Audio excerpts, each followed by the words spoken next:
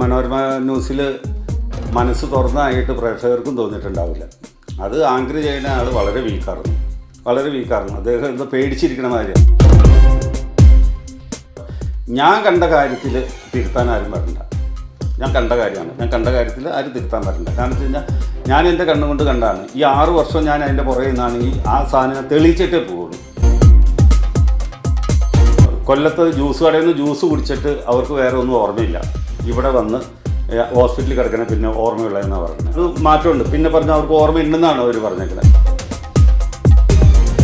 ഞാൻ സംസാരിക്കും. എൻ്റെ സംസാരം നിർത്താനായിട്ട് നിങ്ങളെക്കൊണ്ട് ആരെക്കൊണ്ടും സാധിക്കില്ല. കാരണം വെച്ച് കഴിഞ്ഞാൽ അല്ലെങ്കിൽ എന്നെ ബ്രെയിൻ മാപ്പ് ചെയ്യാനേ അതിനെന്താ തടസ്സം എന്നാണ് ഞാൻ ചോദിക്കുന്നത്. CBI എന്ന് പറഞ്ഞ അങ്ങനെ തന്നെ പറയാനേ എനിക്ക് പറ്റുള്ളൂ. Hello and hi everyone, നമസ്കാരം and welcome to reaction by Arun Chullikkal. പ്രസിദ്ധ വയലിനിസ്റ്റ് ആയിരുന്ന ബാലഭാസ്കറിന്റെ മരണത്തിലെ ദുരൂഹതയോട് ബന്ധപ്പെട്ട ചർച്ചകൾ ഈയിടെയായിട്ട് ഒരുപാട് നടക്കുന്നുണ്ട്. അത് കുറെ കൂടി സജീവമായത് കഴിഞ്ഞ ദിവസം ലക്ഷ്മി സാക്ഷി എന്ന ഒരു ഇന്റർവ്യൂ മനോരമ സംപ്രേഷണം ചെയ്തതുകൊണ്ട് അതിനെക്കുറിച്ചൊരു വീഡിയോ ഞാൻ ചെയ്തിരുന്നു. ഒരുപക്ഷെ ലക്ഷ്മി ഒരു സ്ത്രീ എന്ന നിലയിൽ, ലക്ഷ്മി ഒരു ഭാര്യ എന്ന നിലയിൽ, ലക്ഷ്മി ഒരു അമ്മ എന്ന നിലയിൽ അനുഭവിക്കുന്ന അല്ലെങ്കിൽ ഒരു സർവൈവർ എന്ന നിലയിൽ അനുഭവിക്കുന്ന മാനസിക സംഘർഷങ്ങളും വേദനകളുമൊക്കെ ആ വീഡിയോയിലൂടെ കൺവേ ചെയ്തു എന്നുള്ള കാര്യം ശരിയാണ്. ആ വിഷയത്തിൽ തീർച്ചയായിട്ടും നമുക്ക് ആ സ്ത്രീയോട് ഒരു ഐക്യദാർഢ്യമുണ്ട്. പക്ഷേ അതിനപ്പുറത്തേക്ക് ഈ വിഷയത്തിലൊരു ദുരൂഹത നീങ്ങിയെന്ന് ചോദിച്ചു കഴിഞ്ഞാൽ ഒരു ദുരൂഹതയും മാറിയില്ല, ഉള്ള ദുരൂഹത കൂടി എന്നാണ് മനസ്സിലാവുന്നത്. അത് എൻ്റെ മാത്രം ഒരു ഒപ്പീനിയൻ അല്ല, എൻ്റെ ഒരു ഒപ്പീനിയൻ അത് തന്നെയായിരുന്നു. അതിനുശേഷം ഞാൻ മറ്റു പലരും പ്രതികരിച്ചു കണ്ടു ഈ വിഷയത്തിൽ. ആ ഇന്റർവ്യൂ ആ സ്ത്രീയുടെ വേദന പുറത്തു കൊണ്ടുവരുന്നുണ്ട്. അതിനപ്പുറത്തേക്ക് മറ്റൊരു ദുരൂഹതയും ആ ഇന്റർവ്യൂ പുറത്തു കൊണ്ടുവന്നിട്ടില്ല, ഉള്ള ദുരൂഹത കൂട്ടി. പക്ഷെ അതിൽ ഉന്നയിക്കപ്പെട്ട ഒരു വിഷയം കലാഭവൻ സോബി പറഞ്ഞൊരു വിഷയമായിട്ടായിരുന്നു. അതിന് അവർ നൽകിയ മറുപടി എനിക്ക് അപകടത്തിന് മുന്നേ ഓർമ്മയിട്ടില്ല. അപ്പം അങ്ങനെ ഒരു സംഭവം നടന്നതിൽ അറിഞ്ഞിരിക്കും. കലാഭവൻ സോബി പറഞ്ഞതിനെ തള്ളിക്കളഞ്ഞാലും പക്ഷെ ഒരൊറ്റ വാക്കിൽ വളരെ ലാഘവത്തോടുള്ള മറുപടി അതിനപ്പുറത്തേക്ക് ചോദിക്കാൻ ആങ്കറായിരുന്ന ജയമോഹനും തയ്യാറായില്ല. അത് ഏത് ചോദ്യമാണെങ്കിലും ഒന്നിനും ഒരു ഡീപ്പ് ഡൈവിലേക്ക് പോവാൻ അല്ലെങ്കിൽ ഒരു ലെയർ താഴേക്കിറങ്ങി ഒരു ചോദ്യം ചോദിക്കാനായിട്ട് ജയമോഹന് ശ്രമിച്ചില്ല.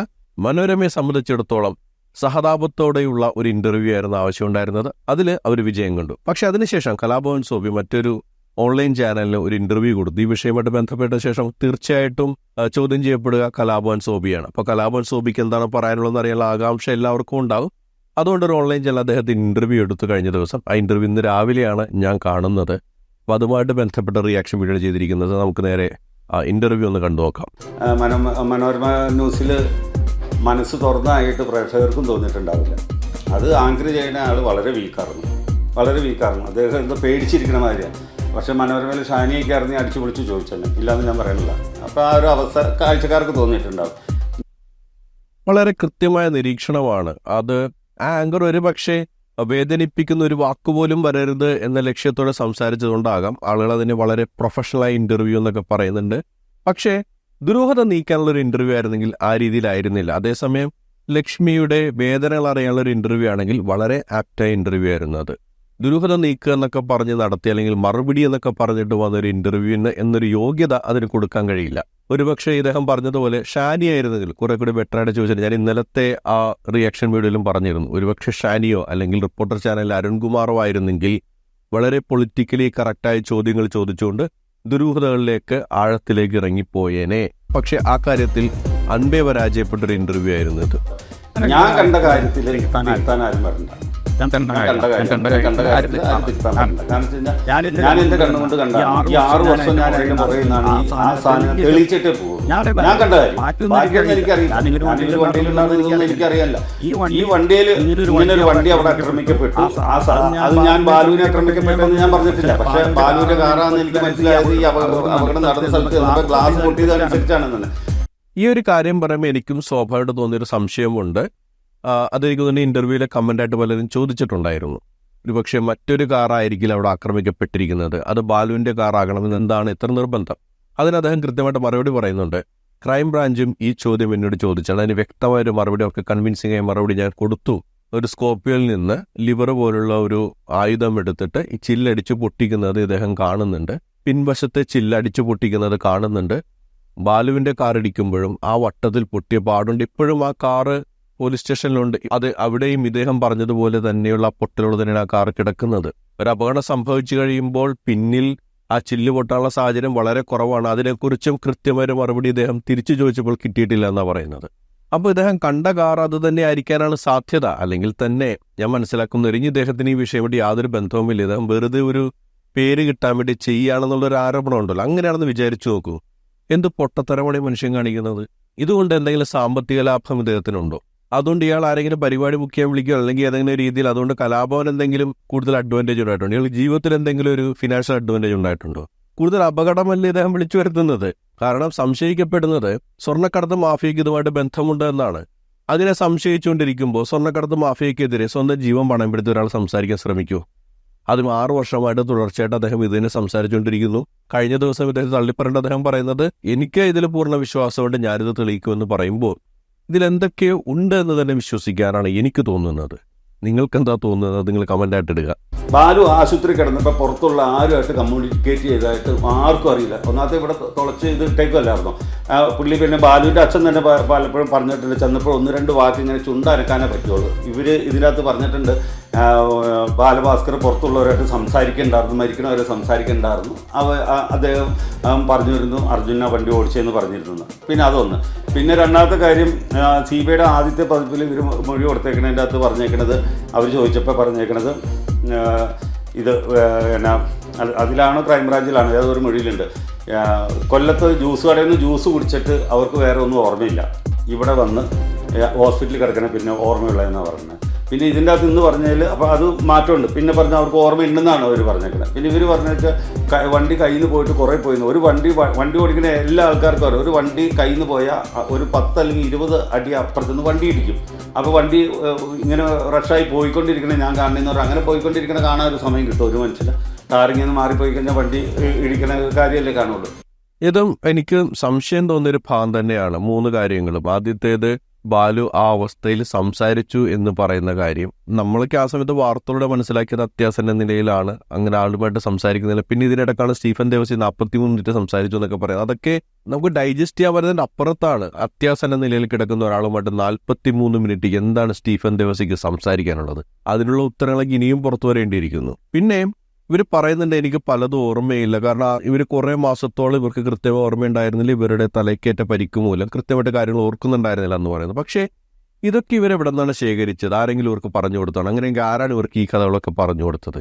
അടുത്തൊരു ചോദ്യം, ശരി നിങ്ങൾ പറഞ്ഞല്ലോ നിങ്ങൾക്ക് കൃത്യമായിട്ട് ഓർമ്മകളുണ്ടായിരുന്നു, അല്ലെങ്കിൽ ഹാലുസിനേറ്റിംഗ് എഫക്റ്റ് ഉള്ള ഒരു സമയമാണ്, ഈ കാര്യങ്ങൾ എങ്ങനെ നിങ്ങൾ കൃത്യമായിട്ട് ഓർത്തിരിക്കുന്നു?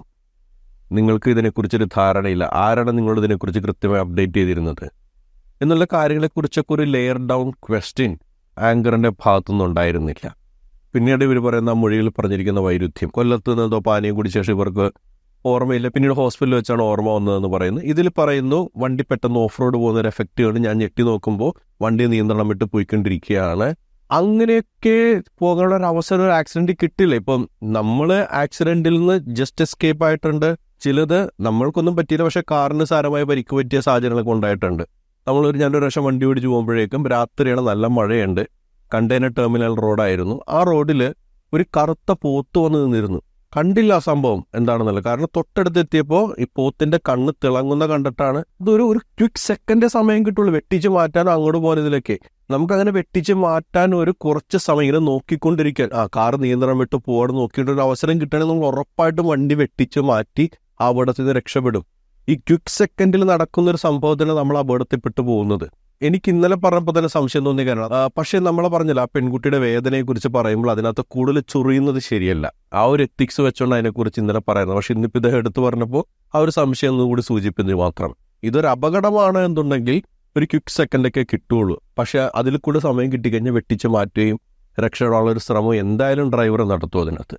അപ്പോൾ അതിൽ ചില സംശയങ്ങളുണ്ടെന്നുള്ള കാര്യം ശരിയാണ്. ഞാൻ സംസാരിക്കും, എൻ്റെ സംസാരം നിർത്താനായിട്ട് നിങ്ങളെക്കൊണ്ടും ആരെക്കൊണ്ടും സാധിക്കില്ല. കാരണം വെച്ച് കഴിഞ്ഞാൽ അലി എന്നെ ബ്രെയിൻ മാപ്പ് ചെയ്യാനേ, അതിനെന്താ തടസ്സം എന്നാണ് ഞാൻ ചോദിക്കുന്നത്. എന്താണ് എന്നെ ബ്രെയിൻ മാപ്പ് ചെയ്യാൻ തടസ്സം? ഇപ്പോൾ ഇവർ TV-യിൽ വന്നിരുന്ന് ഇങ്ങനെ കരഞ്ഞു പിടിച്ച് പറഞ്ഞുകൊണ്ട് ഈ പ്രശ്നം ഇല്ലാണ്ടാവുന്നുണ്ടോ? പ്രശ്നം ഇല്ലാണ്ടാവും. ഞാൻ 6 വർഷമാണ് ഇതിന് മെനക്കെട്ട് കിടന്നത്, ഈ കണ്ടൊരു കാര്യത്തിന്. അതിനനുഭവിക്കാത്ത കുരിശുകളൊന്നുമില്ല. അത് തെളിയിച്ചിട്ടേ ഞാൻ പോകുള്ളൂ. അല്ലെങ്കിൽ പിന്നെ അവർ പറയാറുന്നില്ല. അപ്പോൾ അവർക്ക് TV പറയാറുന്നില്ല. അദ്ദേഹം തോബി ബ്രെയിൻ മാപ്പിങ്ങിന് നടക്കുന്നുണ്ട്, ആ ബ്രെയിൻ മാപ്പിങ് ചെയ്യാം. അവർക്ക് എന്തേ പറയാൻ ചുണയില്ലാണ്ട് പോയി? അവർക്ക് പറയാൻ പാടില്ലായിരുന്നു. ഞാൻ പറഞ്ഞു ശരിയല്ല എന്ന് ഒറ്റയടിക്ക് പറഞ്ഞ് അങ്ങോട്ട് പോയി. വളരെ നിസ്സാരമായിട്ട് അങ്ങോട്ട് പറഞ്ഞു പോയ സമയത്ത് ഈ ബ്രെയിൻ മാപ്പിങ്ങിൻ്റെ കാര്യം അവർ കേട്ടിട്ടുണ്ടാവുമല്ലോ, ഉറപ്പായിട്ടും അവർക്ക് പറയാമല്ലോ. അങ്ങനെയാണ് ബ്രെയിൻ മാപ്പിങ്ങിന് CBI തയ്യാറാവണമെന്ന് അവർ CBIയോട് പറയും. അപ്പോൾ ഈ ദുരൂഹത തീരില്ലേ? ഈ ദുരൂഹത തീരും. അല്ലാണ്ട് ആർക്ക് നഷ്ടം ഉണ്ടായിരുന്നൊന്നും അല്ല നമ്മുടെ വിഷയം. നമ്മളാരും നഷ്ടം ഉണ്ടാക്കാനോ എനിക്ക് ഇവരായിട്ട് ഒരു ബന്ധവുമില്ല, ഒരു കുടുംബ ബന്ധമോ അല്ലെങ്കിൽ വേറെ ഒന്നും ബന്ധങ്ങളോ വൈരാഗ്യങ്ങളോ ഒന്നും ഉള്ള ആൾക്കാരല്ല. ഞാൻ ഇവർക്കൊരു ഗുണമായിട്ട് ആവട്ടെ എന്ന് ഓർത്തുകൊണ്ട് ഞാൻ സത്യത്തിൽ നമ്മൾ ഈ വിഷയത്തിൽ സംസാരിക്കുമ്പോൾ ആളുകൾ വിചാരിക്കുന്നത്, പ്രത്യേകിച്ച് ഞാൻ കഴിഞ്ഞ ദിവസം ഇന്നലെ ഇട്ട വീഡിയോയിൽ ഒരു കാര്യമില്ലാതൊരു കമൻറ്റായി തോന്നുന്നുണ്ടായിരുന്നു. ഞാൻ അതിലൊരു വാക്കുപോലും ലക്ഷ്മിക്കെതിരെ പറഞ്ഞിട്ടില്ല. ആങ്കർ ഇൻ്റർവ്യൂ ചെയ്ത രീതിയെക്കുറിച്ചാണ് സംസാരിച്ചത്. ഒരു കാര്യമില്ലാതെ വന്നിട്ടാണ് കമൻ്റ് ഇടുകയാണ്. ആ പെണ്ണിൻ്റെ അവസ്ഥ നിങ്ങൾക്കറിയാമോ, നിങ്ങൾക്ക് അവരെ നേരിട്ടറിയാമോ, അവർ കടന്നുപോയ അവസ്ഥ എന്താണ്, നിങ്ങൾക്ക് മനസ്സിലാവാത്ത എന്താണ്, കുട്ടി നഷ്ടപ്പെട്ട ആളാണ്, ഭർത്താവ് നഷ്ടപ്പെട്ട ആളാണ്, ഒരു സർവൈവറാണ്, അതൊന്നും മനസ്സിലാക്കാതെ ഇങ്ങനെ ചോദിക്കാൻ നാണമില്ലെന്ന രീതിയിലേക്കാണ് കമൻറ്റ്. ഞാൻ എന്നിട്ട് അതിന് റിപ്ലൈ കൊടുത്തു, ഞാൻ ഇതിനകത്തൊരു വാക്ക് ആ സ്ത്രീക്കെതിരെ പറഞ്ഞിട്ടുണ്ടോ, അത്രേ ഞാൻ ചോദിച്ചുള്ളൂ. അപ്പോൾ എവിടെയൊക്കെയോ ആരെങ്കിലും എന്തെങ്കിലും ഒന്ന് എതിർത്ത് കണ്ടിട്ടുണ്ടെങ്കിൽ അപ്പം തന്നെ ഒരു ഇരവാദം കൊണ്ടുവരുന്നില്ലെന്നൊരു തോന്നൽ എനിക്കുണ്ട്. അവരൊരു സഹാനുഭൂതി അർഹിക്കുന്ന സ്ത്രീയാണ്, ഒരു സർവൈവറാണ്. അത് മനസ്സിലാക്കാവുന്ന സാമാന്യ ബോധം എല്ലാവർക്കും ഉണ്ട്. അതല്ലാതെ പെരുമാറുന്നവരില്ല എന്ന് ഞാൻ പറയുന്നില്ല. എങ്കിലും എന്ത് പറഞ്ഞാൽ ഉടൻ തന്നെ ഈ ഒരു സംഭവം എടുത്ത് അങ്ങോട്ട് മുന്നിലേക്ക് ഇടുക, എന്നിട്ട് ഈ ചോദ്യങ്ങളൊക്കെ ആ ഒരു സഹതാപ തരംഗത്തിൽ മറച്ചു വെക്കുക. ഇദ്ദേഹം പറയുന്നത് ശരിയല്ലേ? കരഞ്ഞു വന്ന് പറഞ്ഞതുകൊണ്ട് ഈ വിഷയം തീരുന്നുണ്ടോ? അല്ലെങ്കിൽ അവിടെ ഒരു വേദനയുണ്ടാക്കി വയലിൻ വളരെ ഇമോഷണലായിട്ട് വയലിൻ്റെ ബാക്ക്ഗ്രൗണ്ട് ഇട്ട് കൊടുത്തു, അങ്ങനെ ഇട്ടതുകൊണ്ട് ഈ കേസിലുള്ള ദുരൂഹത മാറുന്നുണ്ടോ?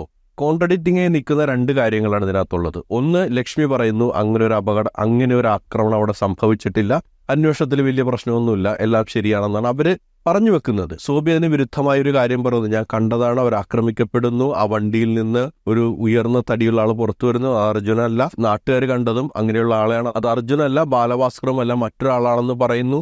ഇത്തരത്തിലുള്ള ദുരൂഹതകളാണുള്ളത്. ഈ ദുരൂഹതയെക്കുറിച്ചാണ് ചോദിക്കുന്നത്, അല്ലാതെ ഈ പെൺകുട്ടിക്കെതിരെ സംസാരിക്കുകയല്ല ഇവിടെ ചെയ്യുന്നത്. ഈ ദുരൂഹതയ്ക്ക് ഒരു ക്ലാരിറ്റി വരുത്താൻ കഴിയുന്നൊരു വ്യക്തി എന്നാണ് അവരെക്കുറിച്ച് സംസാരിക്കുന്നത്. അപ്പോൾ അത് പറഞ്ഞു വന്നപ്പോൾ അതിനേക്കാൾ കൂടുതൽ ദുരൂഹതയായി. അതൊരു നോർമൽ ആക്സിഡന്റ് ആണെന്ന് കഴിഞ്ഞ ദിവസം ചോദിച്ചു. അത് നോർമൽ ആക്സിഡന്റ് ആണെങ്കിലോ, അവർ പറയുന്നത് ശരിയാണെങ്കിലോ ഓക്കെ. ഇപ്പം നമ്മൾക്ക് ആരും ആഗ്രഹിക്കുന്നില്ലല്ലോ ഇത് എങ്ങനെയെങ്കിലും ഇത് കൊലപാതകമാക്കിയേ പറ്റുള്ളൂ, അല്ലെങ്കിൽ ഇതൊരു പ്ലാൻഡ് മർഡർ ആക്കിയേ പറ്റുള്ളൂ എന്ന് നമ്മളാരും ആഗ്രഹിക്കുന്നില്ല. ഈ കലാഭവൻ സോബി പറയുന്നതിൽ എന്തെങ്കിലും ഉണ്ടോ? കള്ളക്കടത്ത് മാഫിക്ക് പ്രത്യേകിച്ച് രണ്ടുപേര് ഇൻവോൾവ് ആയ ആൾക്കാരാണ് കൂടെയുള്ളത്. അർജുനുണ്ട്, തമ്പിയുണ്ട്. ഇവർ രണ്ടുപേരും അറസ്റ്റ് ചെയ്യപ്പെട്ട ആളുകളാണ് ഈ വിഷയത്തിൽ. അപ്പോൾ ഈ ദുരൂഹതയെക്കുറിച്ച് ചോദിക്കാൻ പാടില്ല. ചോദിച്ച ഉടൻ തന്നെ മറുവശത്ത് നിന്ന് വിറ്റിംഗ് കാർഡായിട്ട് വരിക, നമ്മളെ അത് പറഞ്ഞ് പ്രതിരോധിക്കുക, അതല്ലല്ലോ ഇവിടെ വേണ്ടത്. അപ്പോൾ അദ്ദേഹം പറഞ്ഞ പോലെ ആ ഒരു ക്ലാരിറ്റി മാറ്റാൻ ഏറ്റവും പ്രധാനപ്പെട്ട കാര്യം ഇദ്ദേഹത്തെ ബ്രെയിൻ മാപ്പ് ചെയ്യുക എന്നുള്ളതാണ്, നുണപരിശോധനയ്ക്ക് വിധേയമാക്കുക എന്നുള്ളതാണ്. അപ്പോൾ ചിലർ പറയുന്നുണ്ടായിരുന്നു നുണപരിശോധനയാണ് പരാജയപ്പെട്ടാണെന്നുള്ളത്. അതിനെക്കുറിച്ച് അദ്ദേഹം വിശദമായിട്ട് പറയുന്നുണ്ട്. ഒരു പ്രാവശ്യം നുണപരിശോധനയ്ക്ക് താങ്കൾ വിധേയമായിരുന്നു, പക്ഷെ അതിനകത്തൊന്നും കിട്ടിയില്ലെന്നാണ് CBI പറയുന്നത്. അപ്പം ഇനിയും വീണ്ടും ബ്രെയിൻ മാപ്പിങ്ങിലും അത്തരത്തിലൊരു പരാജയം ഉണ്ടാവാൻ സാധ്യതയില്ലേ? ഇതാണ് നിങ്ങളുടെ മാധ്യമങ്ങളുടെ തെറ്റ്, നിങ്ങളുടെ മാധ്യമങ്ങളുടെ കുഴപ്പമാണ് ഇതെല്ലാം. എല്ലാവരും പറയേണ്ട എൻ്റെ നുണപരിശോധന എടുത്തിട്ട് ഞാൻ പറഞ്ഞു നുണയാണെന്ന് തെളിഞ്ഞു. നിങ്ങൾക്കത് ബോധ്യമുണ്ടോ? എൻ്റെ അഡ്വക്കേറ്റ് രാമകൃഷ്ണ സാറിൻ്റെ ഓഫീസിൽ നാളെ ചെന്ന് നോക്കിക്കുക. ഈ CBI എന്ന് പറഞ്ഞ അങ്ങനെ തന്നെ പറയാനേ എനിക്ക് പറ്റുള്ളൂ. അവർ കൊടുത്തേക്കണേ എന്നാ, എനിക്കൊരു മേജർ സർജറി കഴിഞ്ഞുകൊണ്ട് എൻ്റെ പൾസ് റീഡായില്ല, അതുകൊണ്ട് നുണപരിശോധന നടത്താൻ സാധിച്ചില്ല എന്ന് എഴുതി കൊടുത്തേക്കണത്. നുണപരിശോധന നടത്തിയെന്നല്ല എഴുതേക്കണം. നുണപരിശോധന കലാഭവൻ സോബിയുടെ നുണപരിശോധന നടത്താൻ സാധിച്ചില്ല. ഒരു പ്രാവശ്യമല്ല 2 പ്രാവശ്യം നടത്തിയവരെ എന്നെ ഒന്ന് വിളിച്ചു, അത് ചെയ്തിട്ട് 2-3 ദിവസം കഴിഞ്ഞ് പിന്നെ ഒന്നുകൂടി വിളിച്ചു. അപ്പോൾ ഞാൻ ചോദിച്ചു, സാറിന് എന്തിനാ എന്നെ 2 പ്രാവശ്യം വിളിക്കണേ? അപ്പോൾ അവർ പറഞ്ഞു ആദ്യം നടത്തി തന്നെയാണോ ഇനി പറയണതെന്ന് അറിയാനെന്ന് പറഞ്ഞു. അത് കഴിഞ്ഞിട്ട് 3 ദിവസം കഴിഞ്ഞ് അദ്ദേഹത്തെ വിളിച്ചപ്പോൾ അദ്ദേഹം പറഞ്ഞു സോബി മൊഴി മാറ്റാണ്ടിരുന്ന ഞാൻ കേസ് വിജയിപ്പിക്കുമെന്ന് പറഞ്ഞു. അത്രയും കഴിഞ്ഞ് പോകുന്നു. പിന്നെ കാണുന്നത് TV-യിൽ ഞാൻ നുണ പറഞ്ഞു എന്നാ. ഇതാണ് അതിന് പിന്നിലുള്ള സംഭവം. ഞാനും ഇതിന് മുന്നിലൊരു വീഡിയോ പറഞ്ഞിരുന്നു, ഇദ്ദേഹം നുണപരിശോധന പരാജയപ്പെട്ടാണ്, അപ്പോൾ ഇദ്ദേഹത്തിന് മുഖവിലേക്ക് കിടക്കേണ്ടതുണ്ട് എന്നൊരു ചോദ്യത്തെക്കുറിച്ച് നേരത്തെ സംസാരിച്ചിരുന്നു. എനിക്ക് ഈ ഒരു സംഭവത്തെക്കുറിച്ച് ധാരണ ഉണ്ടായിരുന്നു. ഇപ്പോൾ ഇദ്ദേഹം പറയുമ്പോഴാണ് മനസ്സിലാക്കുന്നത് നുണപരിശോധനയിൽ ഇദ്ദേഹം പരാജയപ്പെട്ടതല്ല, അദ്ദേഹത്തിൻ്റെ ഫിറ്റ്നസ് ഇല്ലാത്തതുകൊണ്ട് എടുത്തില്ല എന്നുള്ളതാണ്. പക്ഷെ പുറമേക്ക് പ്രചരിച്ച എങ്ങനെയാണ്, ഈ കഥയൊക്കെ ഇദ്ദേഹം ഉണ്ടാക്കിയെടുത്തതാണ്, നുണപരിശോധനയിൽ പരാജയപ്പെട്ട ആളാണ്, അപ്പോൾ ഇയാൾ കള്ളം പറയണമെന്ന രീതിയിലാണ്. അപ്പോൾ ഇതിൻ്റെയൊക്കെ പിന്നിൽ ആരാണ് പ്രവർത്തിക്കുന്നത്? കഴിഞ്ഞ ദിവസം ഞാൻ ശ്രദ്ധിച്ചൊരു കാര്യമാണ് മനോരമ ന്യൂസിൻ്റെ അടിയിൽ വരുന്ന മനോരമ ന്യൂസിൻ്റെ ഇൻ്റർവ്യൂവിൻ്റെ അടിയിൽ വരുന്ന കമൻറ്റുകളുടെ പാറ്റേൺ. എനിക്കത് സംശയം തോന്നി, ഇത് എവിടെന്നെങ്കിലുമൊക്കെ ആരെങ്കിലും പറഞ്ഞിട്ടിടുന്ന കമൻ്റാണോ? കാരണം ഇനി ഈ വിഷയത്തിൽ വേറെ ഡിസ്കഷൻ വേണ്ട, ഇത് ഇവിടെ വെച്ച് തീർക്കണം എന്ന രീതിയിൽ ഉണ്ടാക്കി വെച്ചൊരു ഇൻ്റർവ്യൂ ആണോ, തീർക്കണം എന്ന രീതിയിൽ വരുന്ന കമൻസുകളാണെന്ന് സംശയം സ്വാഭാവികമായിട്ട് എനിക്ക് തോന്നിയ കാര്യത്തിൽ. ഈ ബ്രെയിൻ മാപ്പിംഗ് എന്ന് പറഞ്ഞത് ഇതേമാതിരിയല്ല. ഞാൻ അതുകൊണ്ടാണ് ലൈവ് വിടണമെന്ന് പറഞ്ഞത്. എന്നെ ബ്രെയിൻ മാപ്പ് ചെയ്യുമ്പോൾ അത് ലൈവ്. നമ്മൾ പറഞ്ഞു നമ്മൾ ബ്രെയിൻ മാപ്പിങ്ങിന് കിടക്കുന്ന ഹോസ്പിറ്റലിൽ എടുത്താൽ റൂമിൽ കയറിക്കുമ്പോൾ ചാനലുകാർ ആരാന്ന് വെച്ചാൽ ചുറ്റും ക്യാമറ ഫിറ്റ് ചെയ്തിട്ട് അവർ ഇറങ്ങി പോകട്ടെ. എന്നേക്ക് ഇഞ്ചക്ഷൻ തന്നെ സമയം മുതൽ ഞാൻ പറയുന്ന സമയം വരെ ലാസ്റ്റ് വരെയുള്ള ലൈവ് വരണം. ആ ലൈവ് വന്നാൽ മാത്രമേ ഞാൻ സമ്മതിക്കുള്ളൂ. അത് ഞാൻ CBIക്ക് മാർച്ച് 15 ഓഫീസിലെത്തി നേരിട്ട് എഴുതി കൊടുത്തിട്ടുണ്ട് എന്നെ ബ്രെയിൻ മാപ്പ് ചെയ്യണമെന്ന്. അപ്പോൾ അത് എഴുതി കൊടുത്ത് ലൈവ് വരണമെന്ന് എഴുതി കൊടുത്താണ്. അതിനവർ തയ്യാറാവട്ടെ. ഈ ദുരൂഹതകളെല്ലാം തീരില്ലേ? ആര് പറഞ്ഞ ശരി എന്ന് ലക്ഷ്മി പറഞ്ഞതിനൊന്നും ഞാൻ കണിക്കാൻ നിൽക്കണില്ല. കാരണം അത് അവരുടെ കാര്യം അവർ പറഞ്ഞത്, ഞാൻ പറഞ്ഞത് എൻ്റെ കാര്യമാണ് പറഞ്ഞത്. ഇത് രണ്ടിൻ്റെയും കൂടി യോജിപ്പിച്ച് ഇതിലൊക്കെ സത്യം അറിയേണ്ട ആൾക്കാർ CBIക്കാർ ഇപ്പം നിലവിൽ അവർ പറയട്ടെ. അതാണ് ഇതിനകത്ത് ചെയ്യാനുള്ളൊരു കാര്യം. പിന്നെ ബ്രെയിൻ മാപ്പിംഗ് ലൈവായിട്ട് ചെയ്യുമെന്ന് എനിക്ക് തോന്നുന്നില്ല. എനിക്ക് തോന്നുന്നു അതിന് ലീഗലായിട്ടുള്ള ചില ബൗണ്ടറീസ് ഉണ്ടാവും. സാധ്യത വളരെ കുറവാണ് പൊതുജനങ്ങൾ കാണുന്ന രീതിയിൽ ബ്രെയിൻ മാപ്പിംഗ് ചെയ്യാനായിട്ട് സമ്മതിക്കുമോ എന്നുള്ള കാര്യം. ഇദ്ദേഹം പറയുന്നൊരു ഭാഗമാണ് പലർക്കും വീണ്ടും വീണ്ടും സംശയം ഉണ്ടാക്കുന്നത്. അപ്പോൾ അതിലൊരു ക്ലാരിറ്റി ഉണ്ടാക്കാൻ CBIക്ക് കഴിയും ഒരു ബ്രെയിൻ മാപ്പിംഗ് ടെസ്റ്റ് നടത്തുക എന്നുള്ളതാണ്. ഇനി വേറൊരു സാഹചര്യത്തിൽ ചിന്തിക്കാവുന്നൊരു കാര്യം, ഇപ്പോൾ ലക്ഷ്മി പറയുന്നത് ഇദ്ദേഹം പറയുന്നത് തെറ്റാണ്, ഇദ്ദേഹം പറയുന്ന കള്ളമാണ്, ഇദ്ദേഹം അനാവശ്യമായിട്ട് കാര്യങ്ങൾ വലിച്ചിഴക്കുകയാണെന്നൊരു ബോധ്യമുണ്ടെന്നുണ്ടെങ്കിൽ ഈ ഒരു വിഷയം ഇവർക്ക് ആവശ്യപ്പെടാമല്ലോ, ഡിമാൻഡ് ചെയ്യാമല്ലോ, അല്ലെങ്കിൽ ഇയാൾക്കെതിരെ പരാതി കൊടുക്കാമല്ലോ. ഇയാൾ ആവശ്യമില്ലാതെ വിവാദം നടത്തുകയാണ്, ഞങ്ങൾക്കെതിരെ ആവശ്യമില്ലാതെ ഒരു ഹോണ്ടിങ് നടത്തുകയാണ് എന്ന് പറഞ്ഞിട്ട് ലക്ഷ്മിയുടെ ഭാഗത്തുനിന്ന് ഒരു നിയമ നടപടിക്ക് പോകാൻ പറ്റുമല്ലോ. അത് ചെയ്യുന്നത് അതവിടെ കിടക്കട്ടെ. മറ്റൊരു കാര്യം, ഇതിൽ ഇന്റർവ്യൂവിൽ ചോദിച്ചൊരു സംഭവമാണ്, എന്തെങ്കിലും കലാഭവൻ സോബിയെ ഇവർ വിളിച്ചിട്ടുണ്ടോ? വിളിച്ചിട്ടില്ല. എനിക്ക് അത്ഭുതം തോന്നിയ കാര്യത്തിൽ, നമ്മളെ വീട്ടിലൊരു അപകട മരണം നടന്നു എന്ന് വിചാരിക്കുക, അതിലെന്തെങ്കിലും ദുരൂഹതയുണ്ടെന്നൊരു മറ്റൊരു വ്യക്തി പറയുന്നു. ഒരു നാച്ചുറൽ ടെൻഡൻസിയാണ് അയാളെ വിളിച്ചിട്ട് എന്താണ് ചേട്ടാ കാര്യം എന്ന് ചോദിക്കുക എന്നുള്ളത്. നമ്മൾ ചോദിക്കില്ലേ? പക്ഷെ അത് ചോദിക്കാൻ ശ്രമിക്കുന്നില്ല. ഇതുവരെയായിട്ട് അങ്ങനെ സംഭവം ഉണ്ടായിട്ടില്ല. 6 വർഷമായിട്ടില്ല. ആദ്യത്തെ കുറച്ച് നാളത്തെ കാര്യം നമ്മൾക്ക് മനസ്സിലാക്കാവുന്നതേ ഉള്ളൂ. പക്ഷെ 6 വർഷമായിട്ട് അങ്ങനെ ഒരു സംഭവമില്ല. ഇദ്ദേഹം പറയുന്ന കള്ളമാണെങ്കിൽ അദ്ദേഹത്തിനെതിരെ കേസെങ്കിലും ഒന്ന് ഫയൽ ചെയ്യാമല്ലോ, അതുമില്ല. ഇതൊക്കെ കൊണ്ട് തന്നെയാണ് കലാഭവൻ സോബി പറയുന്ന ബാക്ക്ഗ്രൗണ്ട് വെച്ച് നോക്കുമ്പോൾ ഈ പ്രശ്നത്തിൽ എന്തോ ദുരൂഹതയുണ്ട്, അതിലൊരു വ്യക്തത വരണമെന്ന് നമ്മൾ ആഗ്രഹിക്കുന്നത്. ഇതുവരെ ലക്ഷ്മി പറഞ്ഞതിൽ ഏതൊക്കെ മൊഴിയാണ് മാറ്റി പറഞ്ഞിട്ടുള്ളത്? എന്ന് വെച്ചാൽ ഇതിനു മുമ്പ് ഈ കേസുമായി ബന്ധപ്പെട്ട് ലക്ഷ്മി പറഞ്ഞ എല്ലാ സ്റ്റേറ്റ്മെൻറ്റ്സും സോബി ചേട്ടൻ കേട്ടതായിരിക്കും. പക്ഷെ അത് ഈ ഇന്റർവ്യൂ കണ്ടപ്പോൾ ഏതൊക്കെ കാര്യങ്ങളാണ് മാറ്റി പറഞ്ഞതെന്നാണ് വിശ്വസിക്കുന്നത്? അല്ല, ലക്ഷ്മി ഇതിനു മുമ്പ് ഒന്നും സംസാരിച്ചിട്ടില്ലല്ലോ. ലക്ഷ്മി ഇതിനു മുമ്പ് മൊഴി പറഞ്ഞൊന്നും നമുക്കറിയില്ല. ഇപ്പോൾ പറയണേലേ കേൾക്കണത്. നമ്മൾ ജനങ്ങൾ ഇപ്പോഴും പറയണേ ആദ്യമായിട്ട് കേട്ടത്, വേറെ പറഞ്ഞൊന്നും കേട്ടിട്ടില്ല. ഞാൻ പറഞ്ഞ മൊഴി ഇപ്പോൾ ഈ വയറിൻ്റെ അടിയിൽ കീറിൽ കത്തി പോലുള്ള നേരത്തെ ആയതെന്നുള്ള CBIയുടെ റിപ്പോർട്ടാണ്, മെഡിക്കൽ റിപ്പോർട്ടാണ്. അത് ഞാൻ അവരുടെ മെഡിക്കൽ റിപ്പോർട്ട് കണ്ടിട്ടാണ് ഞാൻ സംസാരിക്കണേ. പിന്നെ ബാലഭാസ്കർ സംസാരിച്ചിട്ടില്ല, CBIയുടെ റിപ്പോർട്ടാണ്. ബാലഭാസ്കർ ആരുമായിട്ട് കമ്മ്യൂണിക്കേറ്റ് ചെയ്തിട്ടില്ല. കാരണം സംസാരശേഷി ഇല്ലാന്ന് വിളിക്കുക, ചുണ്ട് ഇങ്ങനെ അനക്കമുണ്ടായുള്ളൂ എന്ന് എല്ലാവരും പറഞ്ഞത്. ബാലുവിൻ്റെ അച്ഛൻ ഉൾപ്പെടെ പറയണത് അങ്ങനെ പറഞ്ഞത്. ഇവരിപ്പോൾ ഇത് ചാനലിൽ പറയണത് കേട്ടില്ലേ? കാരണം വെച്ച് കഴിഞ്ഞാൽ ബാലു മരിക്കണ വരെ ആൾക്കാരായിട്ട് കമ്മ്യൂണിക്കേറ്റ് ചെയ്തു. എവിടെ പൊരുത്തപ്പെടും ഇതൊക്കെ? എവിടെ പൊരുത്തപ്പെടുന്നത്? പിന്നെ ഞാൻ പറഞ്ഞ കാര്യങ്ങൾ അവർ ഒറ്റയടിക്ക് സ്പീഡിൽ അങ്ങോട്ട് പോയി, എങ്ങും തൊടാതെ അങ്ങോട്ട് പോയി. അത് അങ്ങനെ ഒരു വണ്ടി ആക്രമിച്ചിട്ടില്ല, എൻ്റെ ഓർമ്മയിൽ അങ്ങനെയൊന്നുമില്ല. ഓക്കെ, അത്രയും പറഞ്ഞു പോയി. അവരുടെ ഓർമ്മയിൽ ഇല്ലാത്ത കാര്യം എൻ്റെ ഓർമ്മയിലുണ്ടായിരുന്നു. ഞാൻ ഇപ്പം എന്ത് ചെയ്യാനായിട്ടാ? ഇതിൽ വയറിന്റെ ഭാഗത്ത് വന്നൊരു മുറിവ്, മൂർച്ചുള്ള ഒരു ആയുധം വെച്ച്, അല്ലെങ്കിൽ കത്തി കൊണ്ടുള്ള ഒരു കത്തി പോലുള്ള മൂർച്ചുള്ള ആയുധം വെച്ചുള്ള ഒരു മുറിവ് എന്ന് പറഞ്ഞാൽ ചോദ്യം ചോദിച്ചിരുന്നു. കാറിൽ അങ്ങനെ ഒരു സാഹചര്യമില്ല. പിന്നീട് അതിന് അദ്ദേഹത്തിന് കിട്ടിയ എക്സ്പ്ലനേഷൻ, ആ കാറ് കുത്തി തുറക്കാൻ ശ്രമിച്ചപ്പോൾ വീടിനടുത്തുള്ള ഒരാൾ കട്ടമ്പാര വെച്ച് കുത്തി, ഡോറിൽ കുത്തി തുറക്കാൻ ശ്രമിച്ചപ്പോൾ ഉണ്ടായൊരു പാടാണെന്നാണ് പറയുന്നത്. അത് കൺവിൻസിങ് അല്ലെന്നാണ് അദ്ദേഹം പറയുന്നത്. നമ്മൾക്ക് അതിനെക്കുറിച്ച് വിശദാംശം അറിയാത്തതുകൊണ്ട് അതിനെക്കുറിച്ചൊന്നും ഞാൻ പറയുന്നില്ല. പക്ഷേ ബാക്കിയുള്ള 2 കാര്യങ്ങളും സംശയം തോന്നുന്നതാണ്. ഇവർക്ക് ഓർമ്മയില്ല എന്ന് പറയുന്നു. പിന്നീട് ഇവർ പറയുന്നു ഓഫ് റോഡ് ഫീൽ വന്നപ്പോൾ ഞാൻ കണ്ണൂർ നോക്കി, വണ്ടി നിയന്ത്രണമില്ലാതെ പോകുന്നു, അതൊരു കാര്യം. രണ്ടാമത്തേത് ബാലു സംസാരിച്ചു, ഒരുപാട് പേരോട് സംസാരിച്ചു എന്ന് പറയുന്ന കാര്യം. അതേസമയം റിപ്പോർട്ടിലുള്ളത് ബാലു സംസാരിക്കാൻ പറ്റാത്തൊരവസ്ഥയിലാണ് എന്നുള്ളതും. അങ്ങനെ ഒരുപാട് കോൺട്രഡിക്ഷൻസിനെ കുറിച്ച് പറയുന്നുണ്ട്. ഞാൻ എപ്പോഴും പറയുന്നത് ഈ ഒരു ഭാഗത്തുനിന്നുള്ള അന്വേഷണം നടക്കണം. ലക്ഷ്മി പറയുന്നത് അവരുടെ ഓർമ്മയിലുള്ള കാര്യമാണ്. ഇപ്പോൾ നമ്മൾക്കൊന്നും പറയാൻ പറ്റില്ല അപകടത്തിൽ അവർ എത്രമാത്രം ബാധിച്ചിട്ടുണ്ട്. അത് അവരുടെ തലയ്ക്കേറ്റ പരിക്കൊണ്ടാണ് പല കാര്യങ്ങളും ഓർമ്മിക്കാൻ പറ്റാത്ത അല്ലെങ്കിൽ റിലേറ്റ് ചെയ്യാൻ പറ്റാത്തത് എന്നുള്ളത്. ചിലപ്പോൾ നമുക്ക് അങ്ങനെ ഒരു കൺസിഡറേഷൻ അവരെ മാറ്റി നിർത്താം. ഇനി അവരെ ക്രൂശിക്കേണ്ടവർ മാറി നിൽക്കട്ടെ. പക്ഷെ കലാഭവൻ സോബിയെ കൃത്യമായിട്ട് ചോദ്യം ചെയ്ത് ബ്രെയിൻ മാപ്പ് ചെയ്തതിൽ ദുരൂഹത മാറ്റാനുള്ള സാധ്യത ഇപ്പോഴും അവശേഷിക്കുന്നുണ്ട്.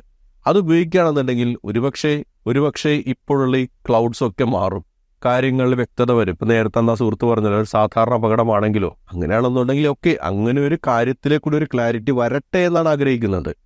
അല്ലാതെ ഇവിടുത്തെ ആഗ്രഹം ലക്ഷ്മിയെ ആക്രമിക്കലോ മാനസികമായിട്ട് അവർക്ക് നേരെ സൈബർ ആക്രമണം അഴിച്ചുവിടുക, അത്ര കാര്യങ്ങളൊന്നുമല്ല. ഈ ഒരു കേസിൽ വ്യക്തത വരുത്തുക എന്നുള്ളതാണ്. മറ്റൊരു കാര്യം ഇന്നലെ സംസാരിച്ചത് പറഞ്ഞല്ലോ, വളരെ ലാഘവത്തോടെ പറഞ്ഞൊരു കാര്യമാണ്, മൊബൈൽ ഫോൺ തമ്പിയുടെ അടുത്തായിരുന്നു.